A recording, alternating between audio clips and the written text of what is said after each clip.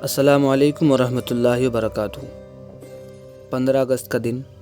یہ ہر ہندوستانی کے لیے بہت ہی اہم دن ہے، کیونکہ اسی تاریخ کو تقریباً 150 سالوں کی غلامی کے بعد ہمارا ہندوستان انگریزوں کی چنگل سے آزاد ہوا تھا، اور ہر سال 15 اگست کا دن یوم آزادی کے نام پر ہر ہندوستانی دھوم دھام سے مناتا ہے،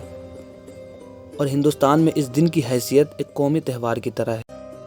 اور اس آزادی کے لیے بہت سارے لوگوں نے اپنی جان کی قربانی دی تھی، کیونکہ انگریزوں نے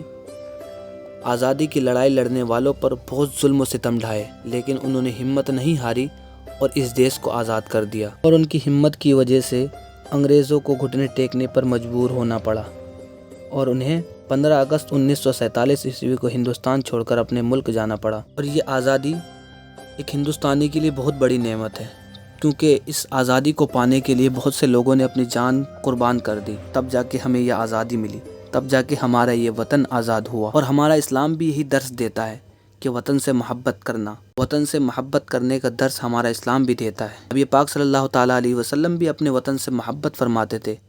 حدیث پاک میں آتا ہے کہ نبی کریم صلی اللہ تعالیٰ علیہ وسلم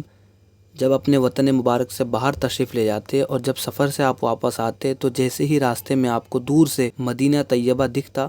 تو آپ اپنے گھوڑے کو ایڑ لگاتے اور اپنی سواری کو تیز کر لیتے۔ ناظرین، اس سے یہ پتہ چلتا ہے کہ نبی پاک صلی اللہ تعالیٰ علیہ وسلم کو اپنے وطن سے محبت تھی۔ اور دوسری حدیث پاک میں آتا ہے کہ ہجرت کے موقع پر آپ صلی اللہ تعالیٰ علیہ وسلم نے مکہ کو مخاطب کر کے آپ صلی اللہ تعالیٰ علیہ وسلم نے فرمایا، اے مکہ، تو کتنا پاکیزہ ہے اور میرا محبوب شہر ہے، اگر میری قوم مجھے نہ نکالتی تو میں کہیں اور نہ رہتا۔ اس سے بھی یہ پتہ چلتا ہے کہ نبی پاک صلی اللہ تعالیٰ علیہ وسلم اپنے وطن سے محبت فرماتے تھے، اور نبی پاک صلی اللہ تعالیٰ علیہ وسلم نے ہمیں بھی یہ درس دیا کہ ہم بھی اپنے وطن سے محبت کریں۔ اور دوسری حدیث پاک میں آتا ہے کہ نبی پاک صلی اللہ تعالیٰ علیہ وسلم حضرت خدیجہ رضی اللہ تعالیٰ عنہا کے ساتھ